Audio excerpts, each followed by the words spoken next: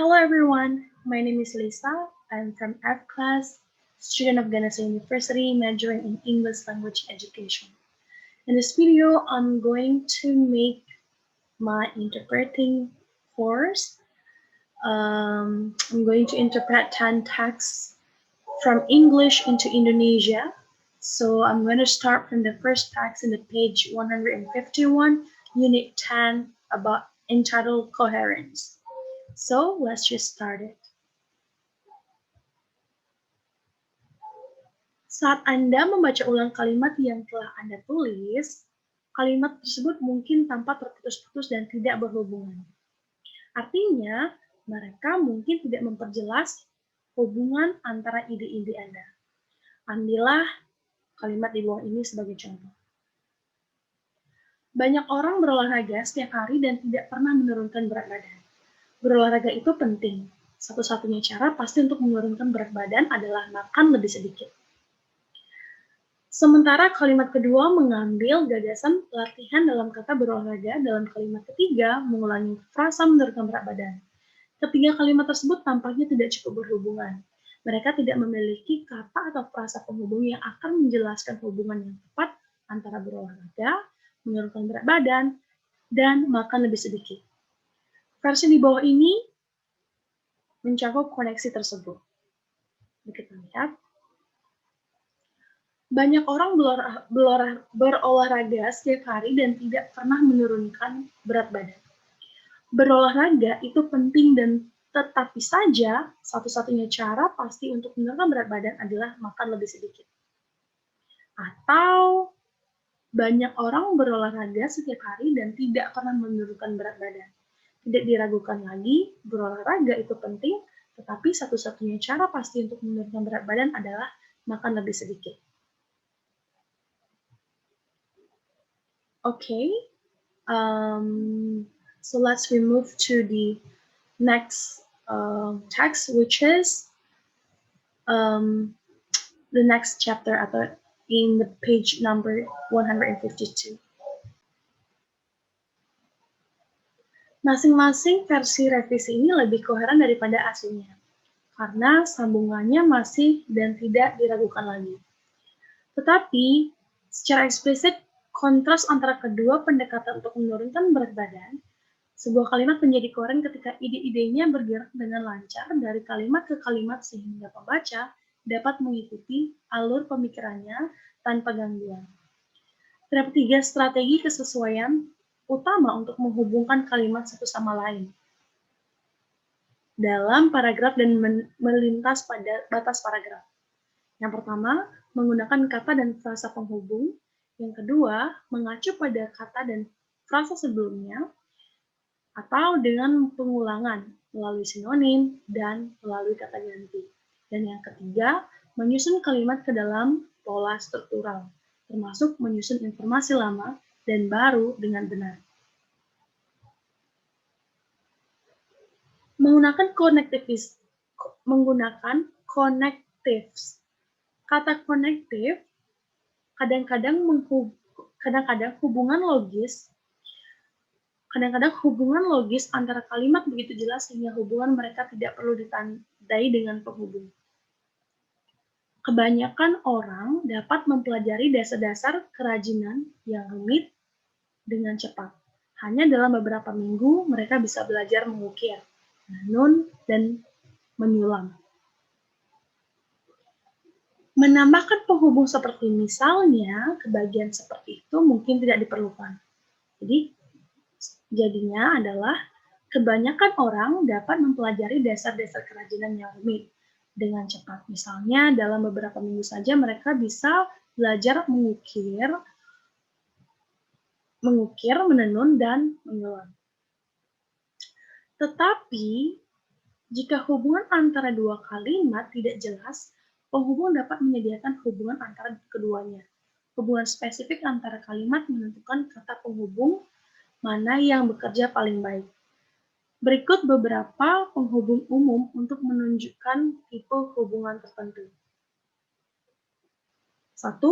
Kalimat kedua memberikan ilustrasi atau contoh.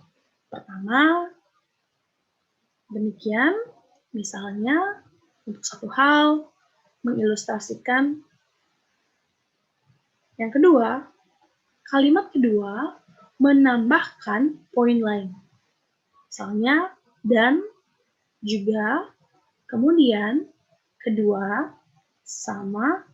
Untuk hal ini, lebih jauh, terlebih lagi, sebagai tambahan, serupa, berikutnya, lagi, di atas segalanya, dan akhirnya. Yang ketiga, kalimat kedua menyatakan kembali, meringkas, atau menunjukkan hasil. Pada kenyataannya, jadi, oleh karena itu, sebagai akibatnya, dengan kata lain. Dan yang terakhir, yang keempat, kalimat kedua mengungkapkan sebuah kontras. Misalnya, namun, tetap saja, meskipun, demikian, sebaliknya, namun demikian, di sisi lain. Oke, kita akan lanjut ke teks yang selanjutnya, yaitu halaman 153. Sewaktu Anda membaca paragraf berikutnya, putuskan sambungan mana dari daftar di atas yang paling cocok dengan yang kosong. Sebuah penjara harus berfungsi sebagai lembaga permasyarakatan yang diajarkan menghadapi dunia luar. Penjara kita seringkali menyembunyikan lebih banyak kejahatan di balik tembok mereka daripada yang ditemukan penjahat di jalan. Untuk menandakan perbedaan antara seperti apa penjara seharusnya dan apa yang sering menjadi penjara, Anda mungkin memilih penghubung yang mengekspresikan kontras bagaimanapun atau namun. Kata penghubung mana yang akan Anda pilih untuk bagian yang kosong di perikop berikut? Apa yang menjelaskan tren yang berkembang menuju keterlambatan melahirkan? Bla bla bla. Angka penceraian yang tinggi membuat pengantin baru berpikir 2 kali untuk segera memulai keluarga. Banyak pasangan muda ingin lebih aman secara finansial sebelum memiliki anak, bla bla bla. Lebih banyak wanita yang sudah menikah lebih suka mencurahkan waktu untuk karir mereka sebelum melahirkan. Untuk kosong pertama, Anda mungkin telah memilih yang pertama atau untuk satu hal, dan untuk yang kedua, selanjutnya, atau untuk hal lain, dan space yang kosong yang terakhir bisa diisi di atas segalanya atau akhirnya.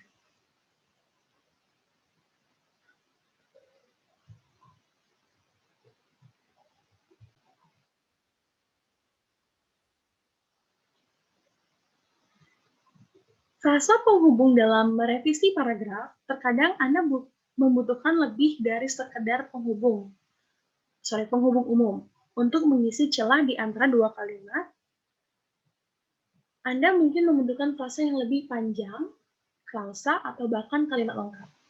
Di paragraf berikut, misalnya, frasa transisi yang disisipkan sebelum kalimat terakhir menjelaskan hubungan antara restriksi yang diberlakukan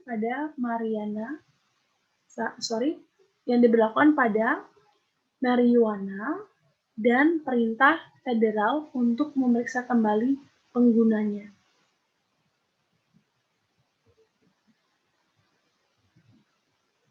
Sejak berlakunya Undang-Undang Zat terkendali pada tahun 1970, ganja telah diklasifikasikan sebagai obat berbahaya. Kepemilikannya tunduk pada dakwaan kejahatan federal. Tindakan ini telah mencegah penggunaan obat bahkan untuk tujuan medis. Pengadilan federal telah memerintahkan pemeriksaan ulang ganja secara menyeluruh, termasuk potensinya untuk pengguna medis. Baik, kita akan melanjutkan pada teks halaman 154, lanjutan dari halaman 153. Menggunakan referensi. Selain menggunakan kata dan frasa penghubung, Anda dapat menghubungkan kalimat dengan referensi ke kata atau frasa sebelumnya melalui pengulangan kata, sinonim, dan kata ganti. Pengulangan kata.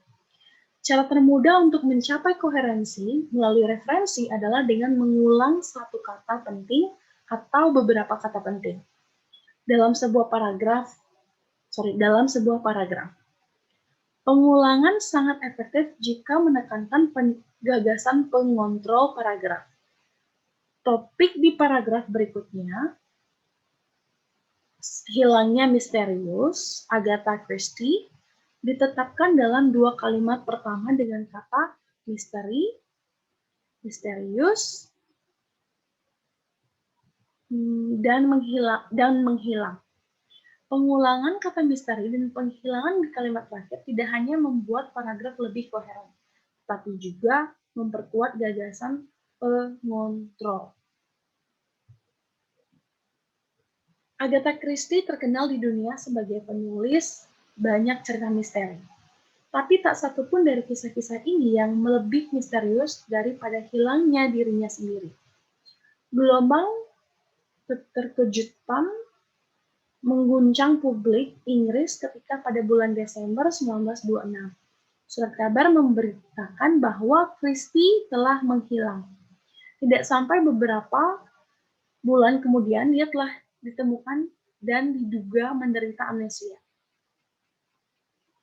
Bekerja sebagai pengasuh di rumah bangsawan Yorkshire.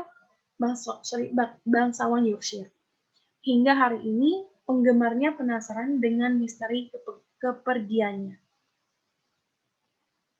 Mengulangi kata kunci atau frasa seringkali membantu membuat keseluruhan makalah serta satu paragraf lebih koheren. Coba ulangi di kalimat terakhir makalah sebuah kata kunci atau frasa yang Anda gunakan dalam paragraf pembuka Anda, bahkan mungkin dalam kalimat pembuka Anda. Sinonim. Seperti strategi yang berpotensi efektif, pengulangan langsung bisa menjadi membosankan jika digunakan secara berlebihan.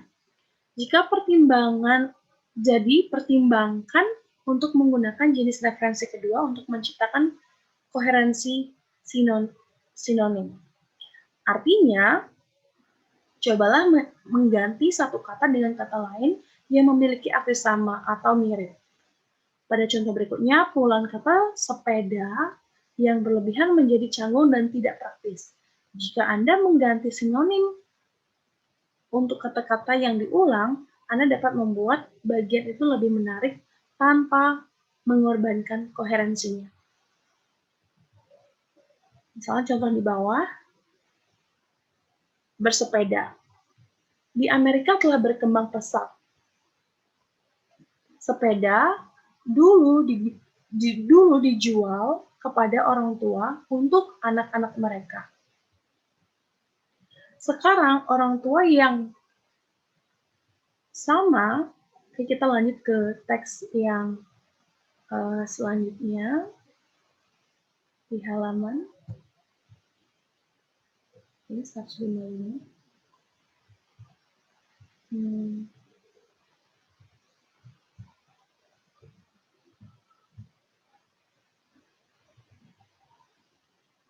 Yang sama membeli sepeda untuk diri mereka sendiri juga. Para eksekutif mengendarai sepeda ke tempat kerja agar terhindar dari kemacetan lalu lintas suburbanite.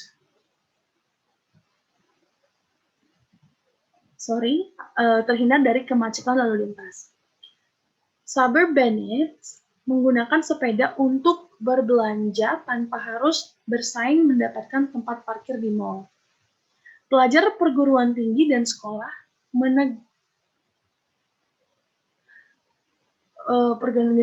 menganggap sepeda sebagai alternatif yang ekonomis untuk mobil dan bus. dan bahkan nenek dan kakek menikmati bersepeda untuk berolahraga. Contoh paragraf sebelumnya bisa diubah menjadi bersepeda di Amerika Serikat telah berkembang pesat.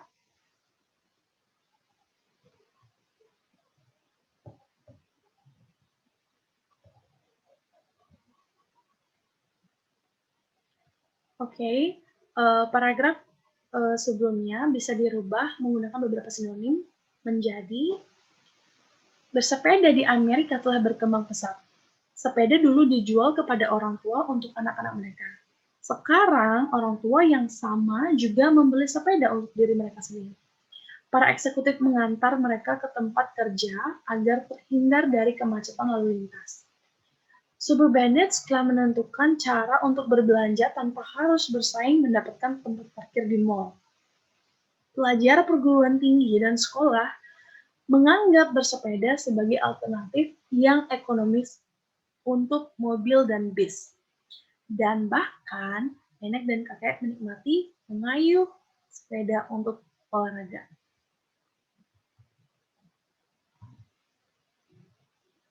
Seperti kata dan frasa yang diulang-ulang, sinonim dapat menjelaskan arti sebuah bagian. Sepanjang paragraf berikutnya, misalnya, berbagai sinonim untuk bahaya menyatakan kembali dan memperkuat gagasan pengendali bahwa serigala merah adalah spesies yang terancam punah. Serigala merah adalah spesies yang terancam punah. Jumlahnya telah menurun drastis, baik karena pembantaian yang disengaja yang disubsidi oleh pemerintah dan karena kerentanan serigala terhadap parasit usus yang mematikan. Dan sekarang spesies tersebut mungkin menghadapi kepunahan total karena kemampuannya untuk kawin silang dengan sepupu yang berkerabat dekat tetapi jauh lebih banyak, yaitu coyote. Jadi setelah bertahan dari yang terburuk yang bisa dilakukan manusia dan cacing, serigala merah sekarang menghadapi apa yang mungkin menjadi pemusnahan terakhirnya dalam ancaman hilangnya gen pembeda sendiri. Terkadang, sinonim dengan arti yang lebih luas merangkum satu atau lebih pernyataan sebelumnya. Di bagian berikut, migrasi seperti itu digunakan sebagai sinonim ringkasan. Seperti migrasi, di bawah ini, seperti kata migrasi, digunakan sebagai sinonim ringkasan.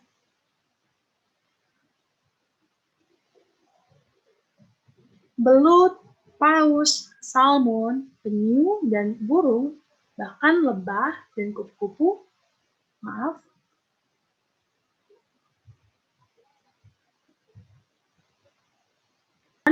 perjalanan jauh. Kadang-kadang ribuan mil setiap tahun melewati daerah yang tidak bertanda untuk mencapai tempat pemijahan tertentu untuk mencari makanan atau ruang hidup. Sementara migrasi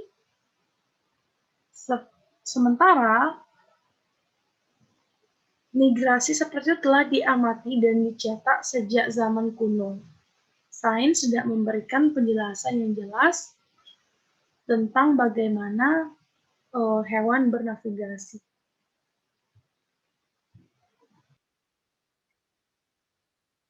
Okay, everyone, that's all for my interpretations towards some text from English into Indonesia.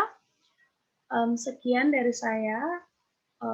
I do really apologize if there are some mistakes during the interpretation of the text, because I'm just a learner. So thank you for watching and have a nice day. See you!